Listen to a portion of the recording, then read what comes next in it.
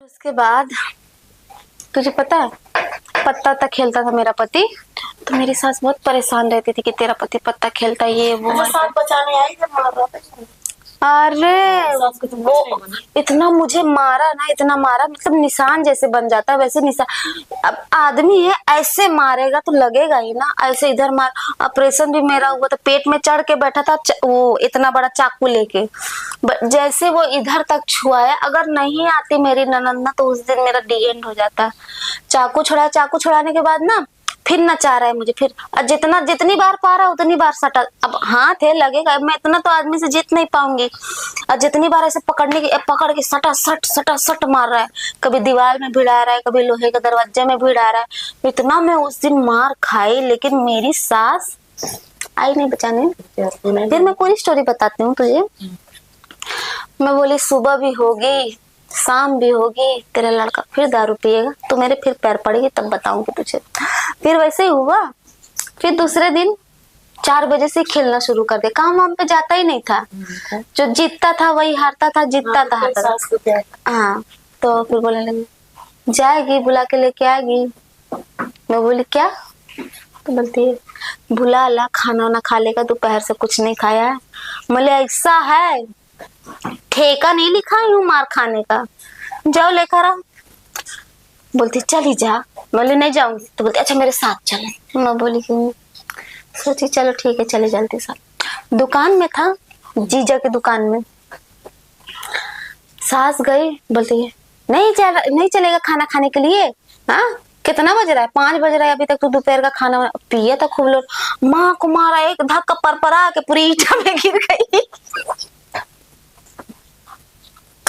पूरे पत्थर में।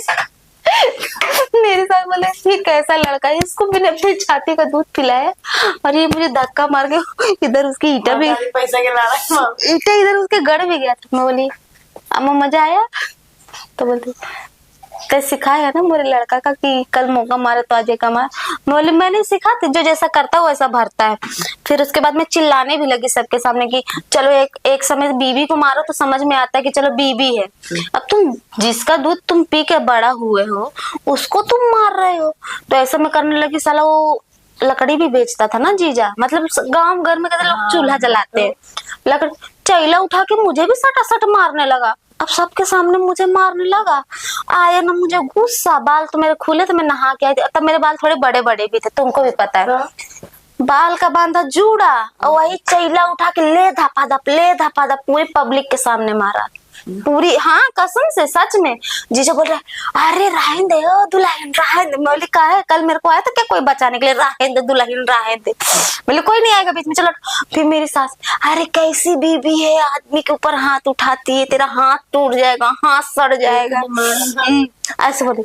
साला उसी की वजह से मैं मारी कि देख कैसे माँ को, हम लोग आज तक अपनी माँ को ऊंची आवाज में बात नहीं की। तो मुंह लटका लिया मेरा आदमी छोटा सा। सब लोग मोहल्ले के औरतें आदमी खड़े हो गए, बोलते यार कैसे दुल्हन है अपने आदमी के मार रही। मतलब बहुत भाषा के लोग वहां पे रहते थे, अजीब अजीब भाषा बोलते थे। तो वहां से मैं कुछ नहीं बोली, चैला फेंकी, चुपचाप घर चली आई। फिर मेरा आदमी और पे के आया।